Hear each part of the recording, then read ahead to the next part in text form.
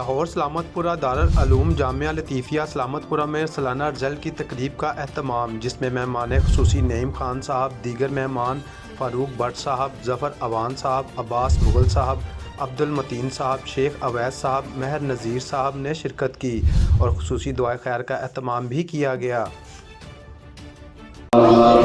حضرت مفتی محمد مقصود صاحب، آپ شیخ الحدیث ہیں جامعہ فخر کے، آپ ذہنی گرانی آپ کے ہوگا ہمیشہ کے لیے یہ ادارہ، اور ناظم اعلیٰ اس میں حضرت علامہ مولانا قاری محمد اکرام صاحب ہوں گے، جو ہمیشہ کے لیے پہلے بھی بڑی محنت سے انہوں نے اس ادارے کو کامیاب کیا۔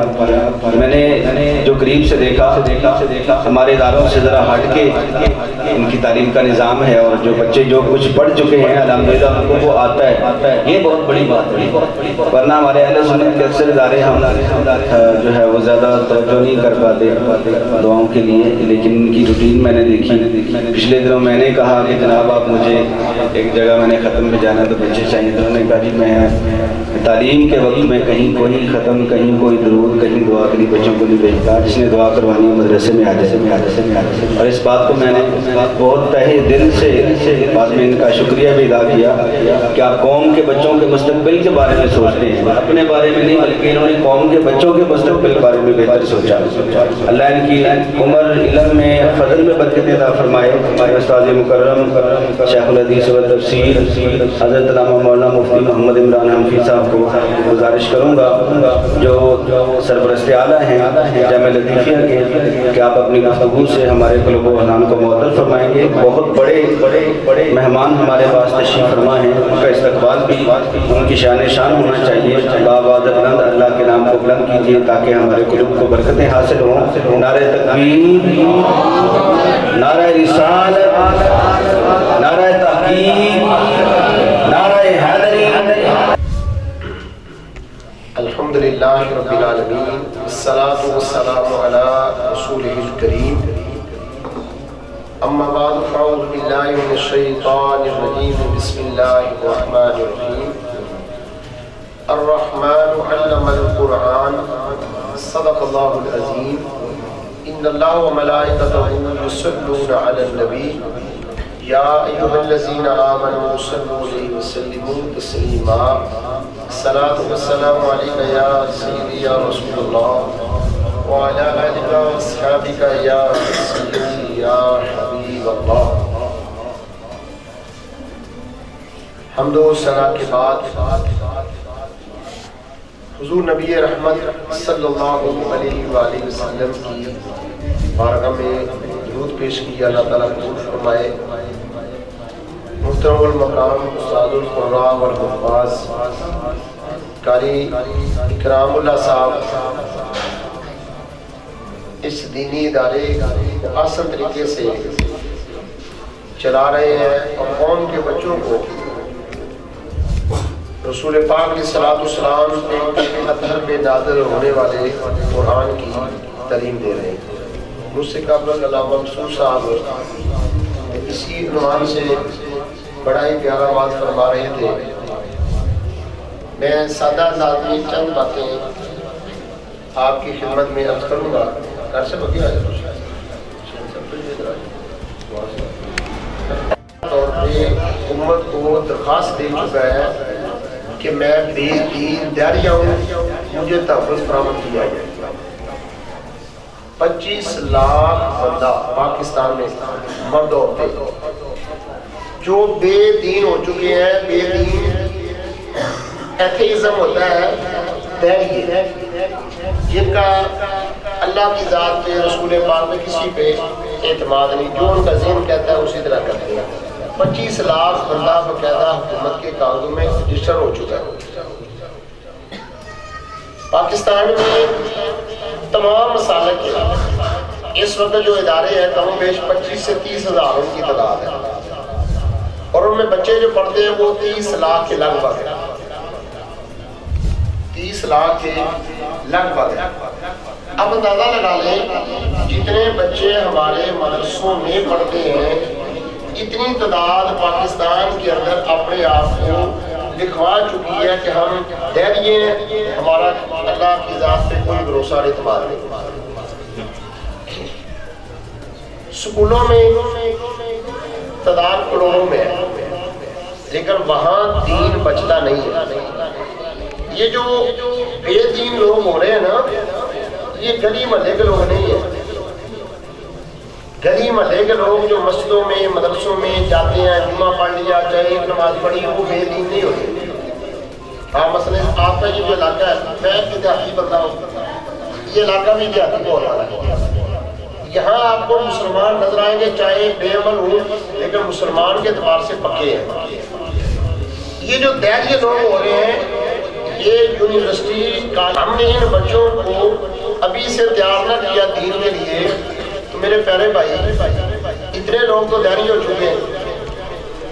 आज जो बंदा उठता है दीन के खिलाफ बात करता है, दीनी मदरसे के खिलाफ बात करता है। दीन का ये मरकज है, ईमान का ये मरकज मदरसे और मस्जिद है। खुदा ने कहा मस्जिदें और मदरसे आप बंद कर दें, आप चंद सालों में देखिए मुल्क सारा बेदीन हो जाएगा। ये तो मेहराब से, मिंबर से, मदरसे से आवाज़ उठती है, तो ये होता है कि लोगों को ईमानी चीज़ें मिल जाती हैं, ईमान उनका मजबूत हो जाता है, वो बच जाते हैं।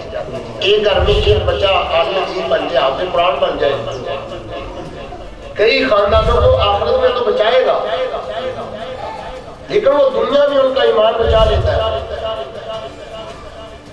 ये तो आप हजरात जो सलाके में रहते हैं, आपके लिए अल्लाह ताला की इस वक्त बहुत बड़ी नेमत है कि बच्चे कुरान पाक पढ़ रहे हैं, कारी समियां पढ़ा रहे हैं। जिस घर में एक बच्चा कुरान पढ़ने वाला आता जाता रहता है, उस घर के बाकी अफराद का ईमान भी उसकी बरकत से बचा रहता है। तफसीर गिज़ावी में उसके शुरू में एक हदीस लिखी है, नबी अलैहिस्सलाम ने फरमाया कि मदरसे का दीनी तालिब इल्म अगर कब्रिस्तान के पास से गुजर जाए ना, 40 दिन तक अल्लाह ताला उनका अज़ाब उठा लेता है। आपके तो गली महल्ले में बच्चे फिरते रहते हैं, ठीक। तो मैं इसलिए तमीज़ी तौर पर ये बात को समझाई है कि लम्हा फिक्री है। आज हमारे घर में 6 बच्चे हैं, 6 अच्छे स्कूल कॉलेज में जाते हैं, मदरसे में एक भी नहीं आता।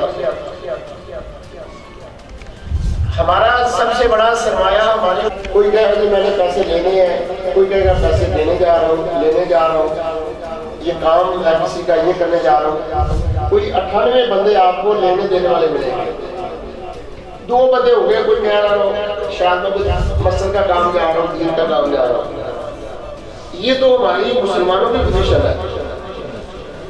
अंग्रेज की तालीम के लिए हम तबो करते हैं, पैसा खर्च करते हैं, आधा से आधा वर्दी, कपड़े, लिबास सारा कुछ तैयार करते हैं, लेकिन सोचिए दीन के लिए हमने क्या किया, हमने अपने रसूल पाक के लिए क्या किया। हमें पता है कुरान सच्चा है, ये आज भी है, कल भी है, कब्र हश्र में ये काम आना है। स्कूल की किसी किताब में कब्र हश्र में काम नहीं आना। मेरे कहने का मतलब ये नहीं लेना कि मैं उसके खिलाफ बात कर रहा हूँ। मैं कह रहा हूँ कि आपके घर में 4 बच्चे हैं, वो कुरान क्यों नहीं पढ़ते? आपकी औलाद आपका सरमाया है, आप इस सरमाए को जाया कर रहे हैं। अच्छा क़यामत के दिन आप दुनिया से चले गए, छोटा बच्चा क्या करेगा? छोटा बच्चा क्या करेगा?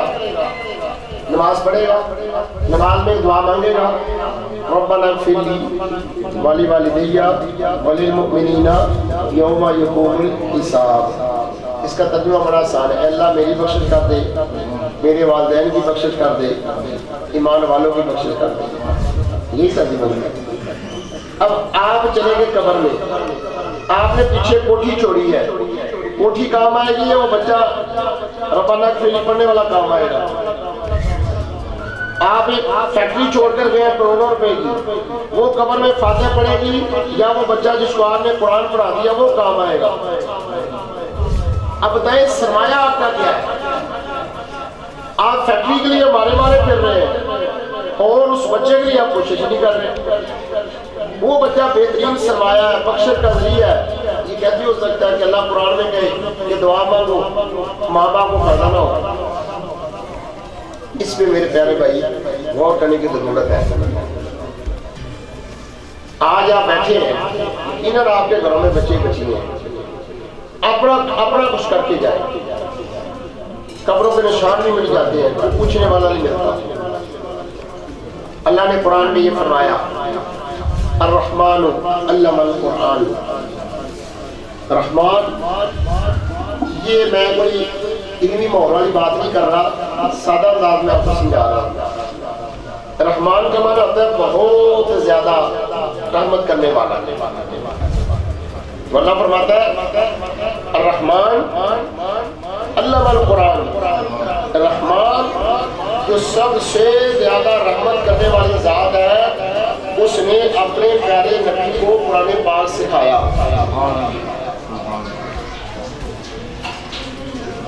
اتنا بڑا اعزاز ہے قرآن پاک سیکھنا اور سکھانا کہ اللہ خود کہتا ہے میں نے اپنے نبی کو قرآن سکھایا۔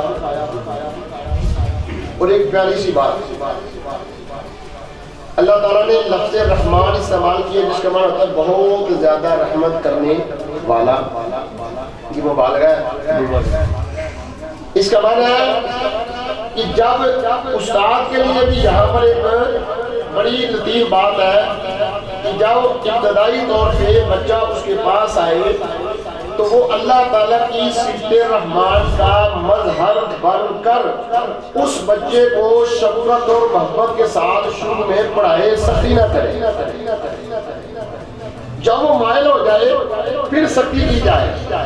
اور دوسرا مطلب یہ بنے گا کہ قرآن جب سیکھا یا سکھایا جاتا ہے اس وقت سب سے بڑی رحمت رب کی طرف سے قرآن سیکھنے والے پر بھی ہوتی ہے، قرآن سکھانے والے پر بھی ہوتی ہے۔ نعرہ تکبیر، نعرہ رسالت، قرآن سکھانے والے پر بھی ہوتی ہے، اور یہ قرآن سکھانا رب کی سنت ہے، قرآن سیکھنا نبی علیہ السلام کی سنت ہے۔ یار اس سے بڑا کائنات میں کوئی اعزاز ہو ہی نہیں سکتا کہ قرآن رب نے سکھایا اپنے نبی کو، سکھانے والا رب، سیکھنے والے نبی۔ آج وہ کام ایک استاذ کرے اور طالب علم کرے تو یقینی بات ہے اللہ ان دونوں پہ اپنا بہت بڑا فضل و کرم کرے گا، اتنا بڑا اعزاز ہے۔ دوسری بات،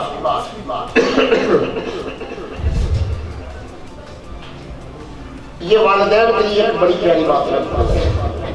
نبی کریم علیہ السلام نے فرمایا الف لام میم،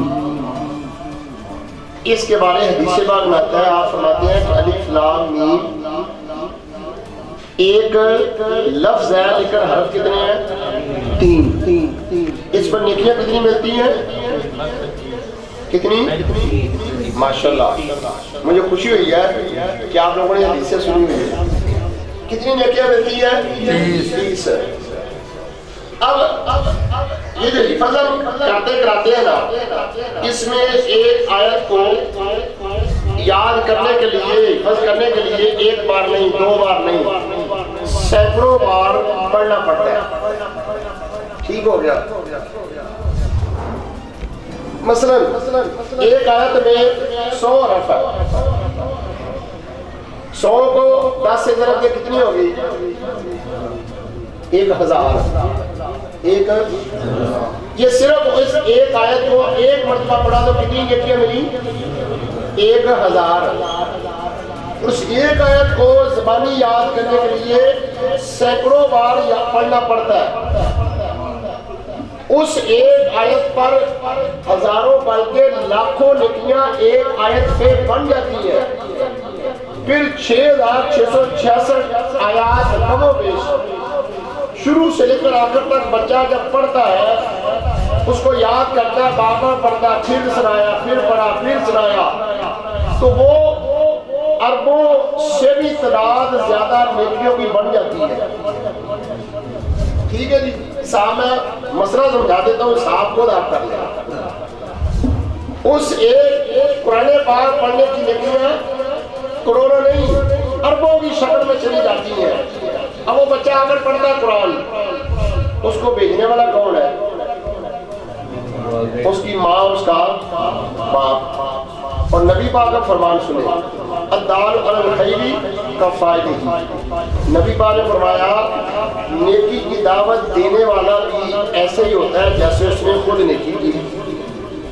مثلاً آپ مسجد میں جا رہے ہیں, ایک بندہ بیٹھا, اس کو آپ دیں گے مثلاً نماز پڑھنے کے لیے, حدیث کے مطابق اس کو ملی 100 نیکیاں, آپ کو بھی 100 مل گئی.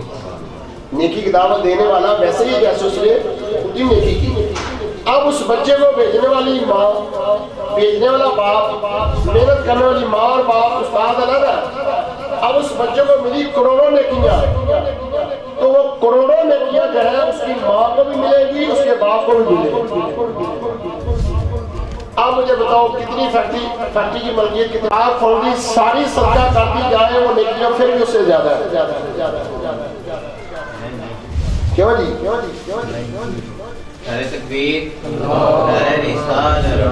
یہ ساری مل صدقہ بھی کر دی جائے تو ایک حافظ قرآن کو حفظ کے دوران بار بار جو قرآن پڑھنا پڑتا ہے اس پر کتنی نیکیاں ملتی ہیں, اس دنیا کی کوئی فیکٹری کی ملکیت ان نیکیوں جتنی نہیں, چاہے وہ فیکٹری صدقہ کر دی جائے.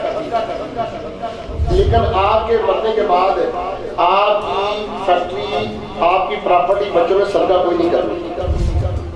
میں آپ کو غلطی بات سناؤں, میں نے ایک دن بیٹھا ہوا تھا, ایک بندے کا فون آیا, مجھے کہتا ہے جی میرا والد فوت ہو گیا ہے, ہم 3 بھائی ہیں, ایک بہن ہے, تو ہماری اتنی والد صاحب کی پراپرٹی ہے, تو بتائیں ہمیں حصہ کی طرح بنتا ہے. تو میں نے کہا آپ کے والد صاحب کب فوت ہوئے ہیں؟ کہتا جی فوت ابھی ہوئے ہیں, وہ کراچی ہیں اور میں ابھی لاہور سے نکلا ہوں, تو میں نے جہاز میں بیٹھ کے جانا, شام کو جنازہ ہے. تو میں نے کہا میں آپ سے مسئلہ پوچھ لوں. یار دیکھو یہ ہے دنیا, ابھی باپ مرا ہے, اس کو غسل بھی نہیں دیا گیا, اور بیٹا کل ہی فون کر کے حساب کروا رہا ہے کہ مجھے کتنا حصہ ملے گا. یہ ہے دنیا. آپ کی جائیداد کسی نے صدقہ کوئی نہیں بھائی کرنی, لیکن یہ بچہ جو حافظ قرآن پیچھے چھوڑ جائیں گے, عالم دین چھوڑ جائیں گے, یہ چلتا پھرتا صدقہ ہے. یہ بچہ نماز پڑھے گا, آپ کو قبر میں ثواب, کیونکہ آپ نے تیار کی ہے. یہ قرآن پڑھے گا, ماں باپ کو قبر میں ثواب. اس سے بہتر سرمایہ مجھے بتائے کائنات میں کیا ہے؟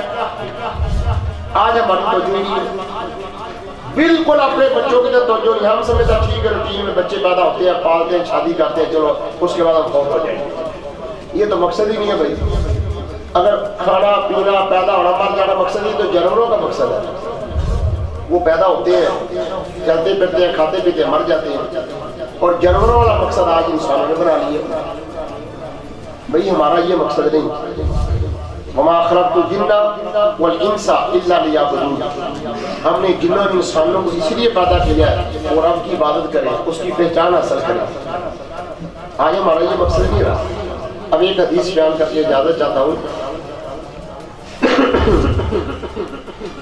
نبی کریم علیہ الصلوۃ والسلام نے فرمایا جس جگہ قرآن پڑھا جاتا ہے, یہ مسلم شریف میں حدیث ہے, آج یہاں جو قرآن پاک کے لیے شروع کیا جا رہا ہے, علم اللہ کے لیے تو برکت ہے ابھی ہے, ٹھیک ہے, اس جگہ کا مقام و مرتبہ کیا ہے؟ نبی علیہ السلام نے ارشاد فرمایا من تبع قوم فی بیت من بیوت اللہ یتلون کتاب اللہ ویتدارسونه بینهم الا نازلت علیہم الرحمۃ وغشیتهم الرحمۃ وحفتهم الملائکۃ وذکرهم اللہ فی من عنده. نبی علیہ السلام نے فرمایا جس جگہ بیٹھ کر اللہ تعالیٰ کے قرآن کی تلاوت ہوتی ہے. کس کی تلاوت ہوتی ہے؟ اللہ تعالیٰ کے قرآن کی. ہوتا کیا وہاں پر؟ اللہ اکبر. سب سے پہلا کام اس جگہ پر اللہ کی رحمت نازل ہوتی ہے, سکینہ نازلت علیہم السکینہ, تو ان پر سکینہ, سکینہ کا مطلب اطمینان اور سکون. اطمینان اور سکون کا تعلق ہماری ظاہری جسم کے ساتھ نہیں ہے, اس کا تعلق ہمارے اندر کے ساتھ ہے.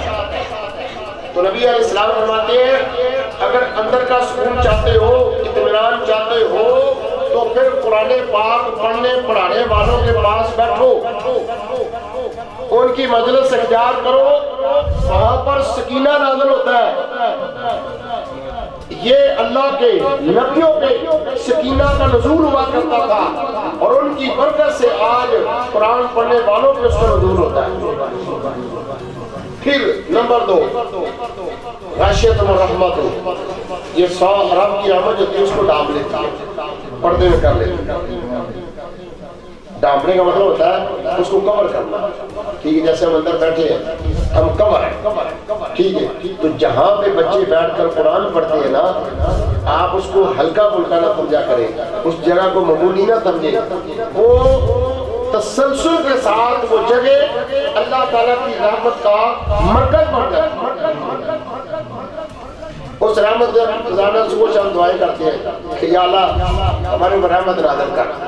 اور بھائی تیرے محلے میں, تیری گلی میں جہاں دینی مرکز ہے وہاں تو رحمتیں ہوتی ہیں.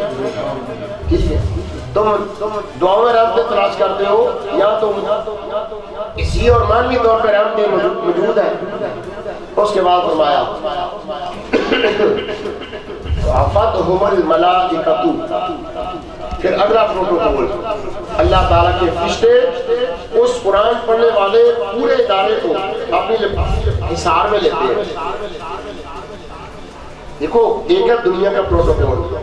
صدر وزیر اعظم آتا کسی علاقے میں, آئی جی آ جائے, پولیس والے کیا کرتے ہیں, گول دائرہ لگاتے ہیں, چاروں طرف کھڑے ہو جاتے ہیں کہ کوئی بندہ آ کر ہمارے صدر کو, وزیر اعظم کو, آئی جی کو نقصان نہ دے.